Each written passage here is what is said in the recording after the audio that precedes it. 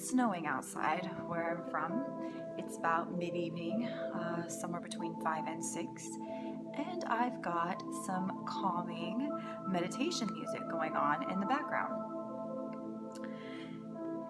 This is all for me to preface to say that this is the absolute ideal environment that one would need to be in to channel the Piscean energy, the Piscean spirit. Tonight, I'm going to be talking about the Piscean personality archetype. Amongst all of the 12 zodiac signs, when I divide them in between aspects of divinely female or divinely male, I tend to favor certain signs over others. And I'm pressed to say that Pisces is within both divinely male and divinely female aspects amongst my top 3 favorite personality archetypes. A person born between February 19th and March 20th is considered a Pisces sun. To get a full comprehensive understanding of astrology and the system of astrology, I will include a link to a previous video that I recorded where I outline the origin of the astrological wheel and note a couple of things about the zodiac to help it make a little bit more sense to you. So by all means, feel free to visit that link so that you kind of have some groundwork for it to go off of leading up to what I'm about to detail to you for an understanding of the Pisces personality. Pisces has a water element to it, so it leads with its emotions. It is mutable, so its personality is very tentative and it goes with the flow. It's one of the more easygoing signs amongst the element of water. And it is represented as a fish, as a constellation. This is very fitting, seeing as how the Pisces fish is a mutable, free-flowing type of creature to represent it as its personality archetype.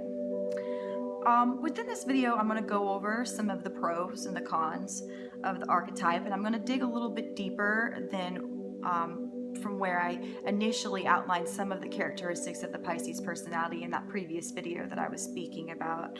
At the end, we're going to look at some of the famous Piscean archetypes so that we can kind of draw an example out of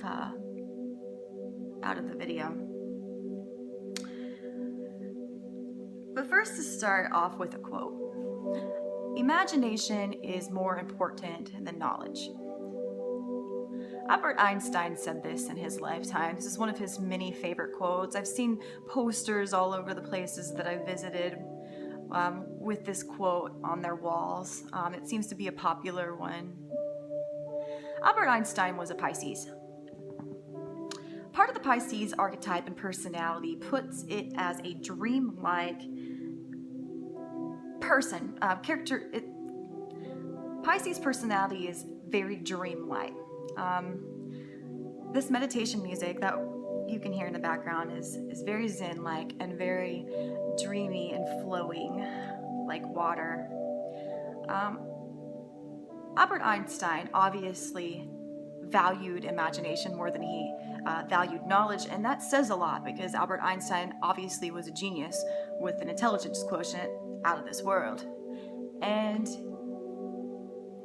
a lot of his creativity, I believe, comes from the fact that his personality archetype was oriented or geared more towards having an abstract, almost dreamlike vision of things around him and within his settings.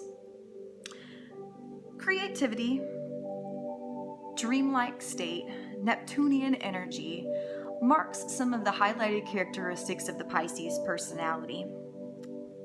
Pisces sit at the very end of the zodiac, as opposed to Aries, which sits at the first. You'll see as you go through the astrological wheel that you pass through 7 houses. houses represent areas or sectors of people's lives that they endure when they go through their entire lifetime.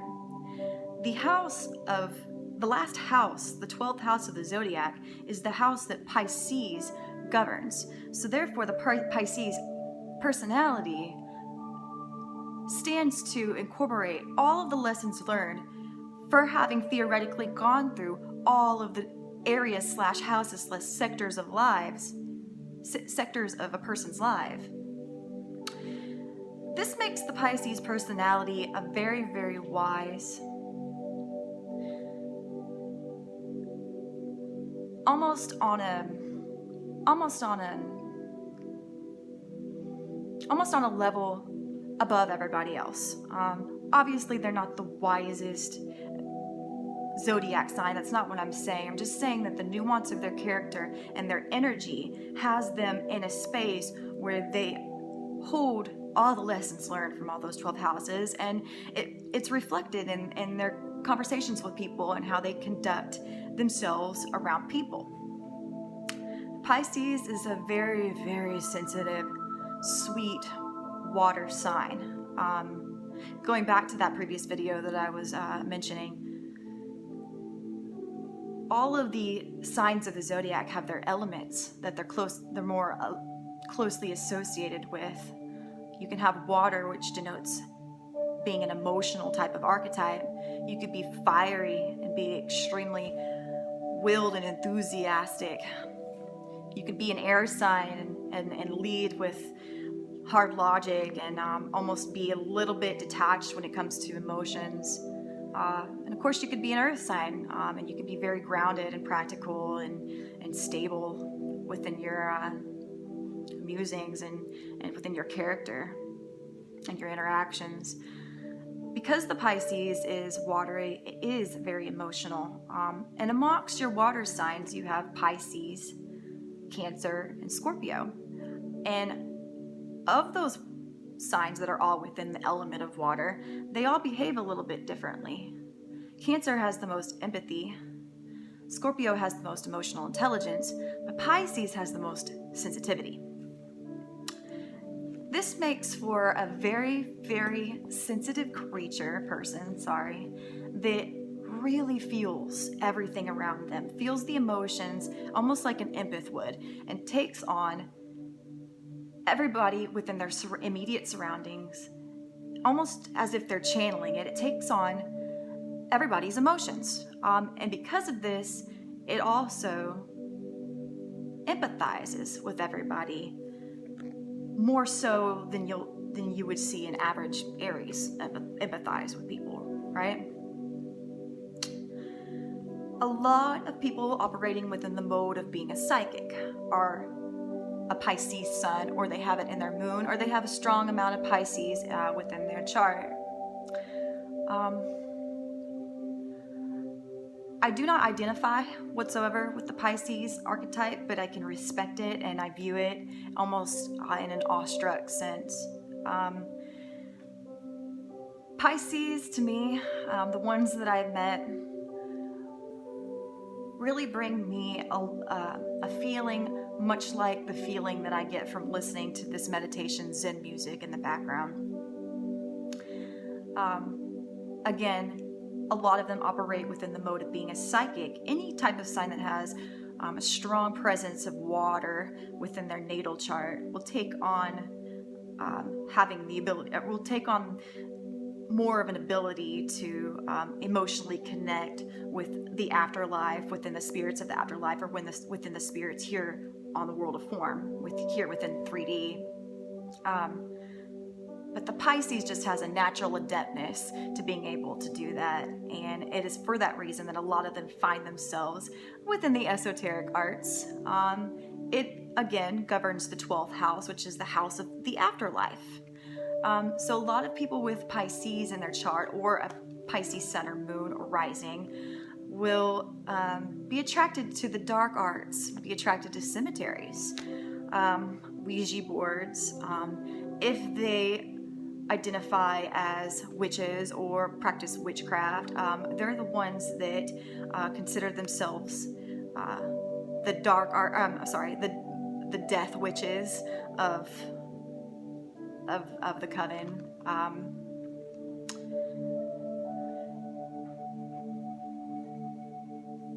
With each zodiac sign, however, I just listed off a bunch of the pros, comes obviously the cons.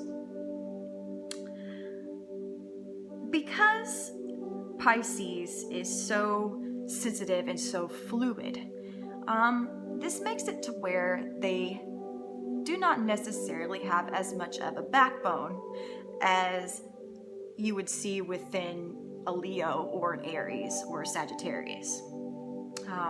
The fire signs typically tend to have tenacity within that area. They tend to be more aggressive, if you will. The Pisces couldn't be further away from that notion, right? So the Pisces becomes elusive and almost elusive in that sense, because they don't have the backbone to stand up for themselves, and they tend to find themselves being walked on a whole lot more, because not having a backbone combined with their sensitivity makes it to where they kind of just take not the high road. That's not what I'm trying to say.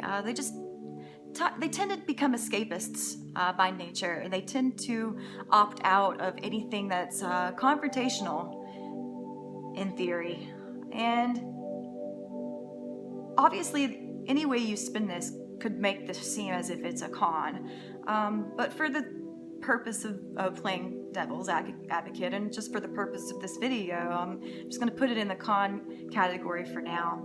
Another con associated with the Pisces personality is that they tend to govern a lot of secrets. You'll find this amongst your water signs a whole lot as well. Water signs tend to hold on to they tend to have a more secretive nature than the rest of the signs.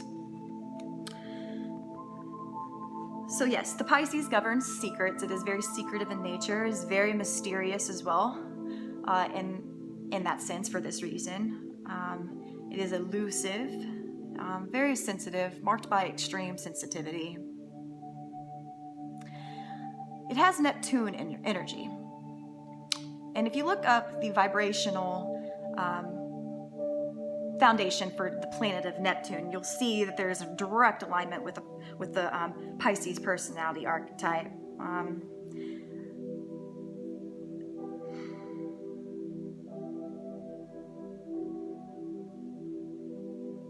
Sorry, I was going somewhere with that. I just lost it. Sorry, y'all. Okay, so a famous example of a Pisces is Kurt Cobain. As we all know, Kurt Cobain offed himself, theoretically. If you go and you look at Kurt Cobain's work, and you go and look at his journal entries, as I have, I'm obsessed with Kurt Cobain, you'll see that he was extremely sensitive, and he took things harshly. He felt on a deeper level than the people around him, and he didn't talk about this so much on camera as much as he did in his journal entries. And if you go and you read his work and you study his lifetime on a timeline, you'll see that the attention and the fame that a Leo would just revel in, Kurt Cobain almost made the bane of his existence.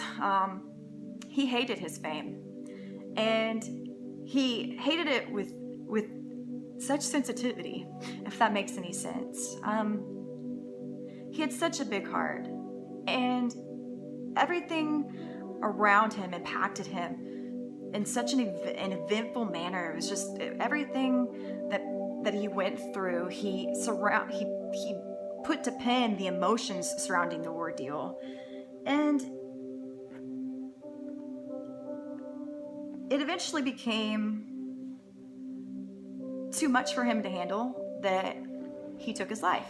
I mean, obviously people want to banter back and forth as to whether or not Cindy took his life or not. I don't really subscribe to such nonsense, but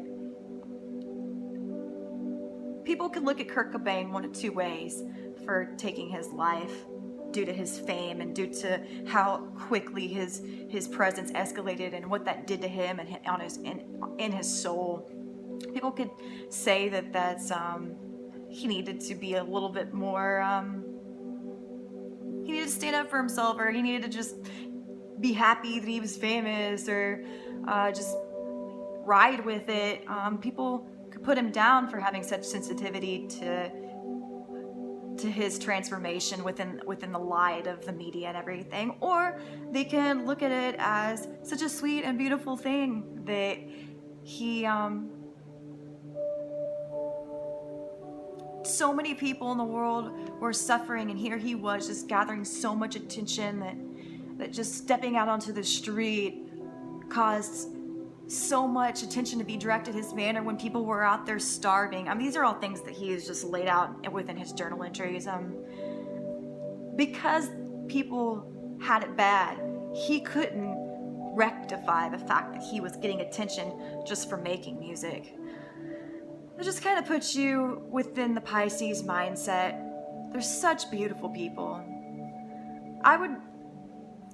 To me, the Pisces personality is just so sensitive, and I did this last time. In my last video, I said sensitive over and over and over, and that's because I can't, it's foreign to me. I'm not a very sensitive person like that, and when I see somebody operating within such a capacity, it just blows my mind, and that's all I think about when I think about the Piscean personality, is just that they just feel so much. They'll take something and run with it, the feeling of it, you know?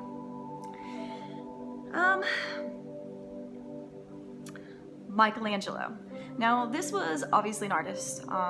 If you go and you look at his work, you'll see just how sensitive plays out into material form. You can see the sensitivity of the Pisces spirit in painting.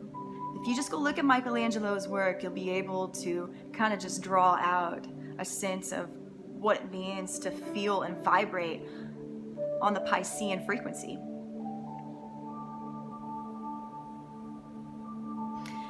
So Pisces marks the end of the zodiac. It governs the 12th house of afterlife.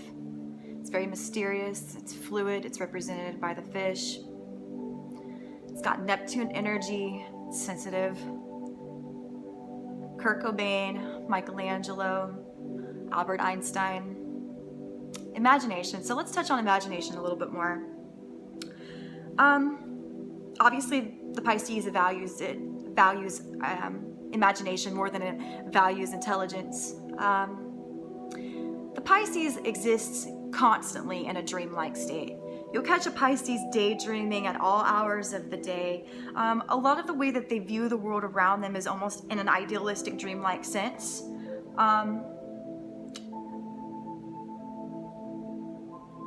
Compatibility-wise, the Pisces within a relationship or within a friendship gets along most with the Cancerian archetype and the Scorpion archetype.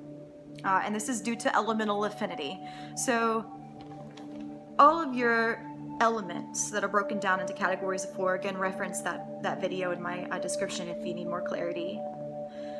Any element's gonna obviously have a tendency to gravitate or understand signs within the same element that it exists within. And that's just due to the fact that all of the elements have a certain vibrational frequency, and then ramified even further, all of the signs do too. However, in an umbrella term sense, or like on the hierarchy, sits the frequency or the vibrational level of your element. So it is for that reason that Cancerian, Scorpio, and Pisces archetypes tend to gravitate towards each other. It's familiar, it's an understanding, it's an innate understanding that they have towards each other when they're on a certain same plane of frequency, right? I'm trying to think if there's any more that I wanted to say. It's got a negative polarity. So your earth and your water signs have negative polarity, which means they're more of an abstract type of sign.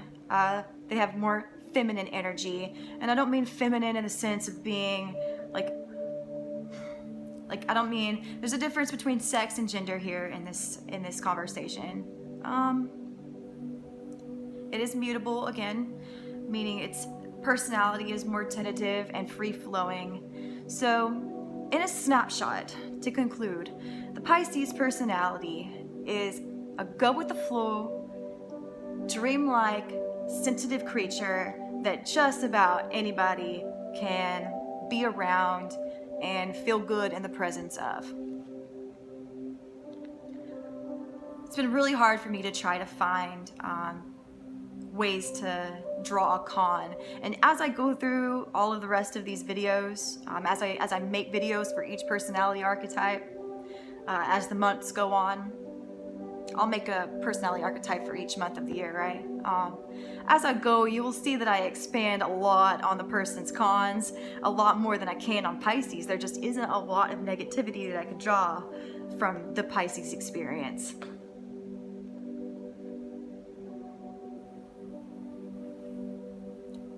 Oh yeah, so to back up, so each zodiac obviously has aspects of divinely male and divinely female, and everybody is born into either a divinely masculine or divinely feminine archetype. Of the Pisces, of both those aspects of the archetype, they're both similar, and I like them both. There are certain personality archetypes that I like the divinely female aspect but don't like the divinely male aspect, and then vice versa. But Pisces, I love both of them. They're both I am mutable. My energy is very mutable as well, so I obviously tend to like other signs that are mutable like me. Just means that we're go with the flow. We could switch things up and just pick up where we left off, and it's not gonna ruffle our feathers like it would a fixed sign. A fixed sign doesn't like to switch horses midstream and be in the middle of something and have to just turn the attention elsewhere. Whereas a mutable sign has no problem doing that.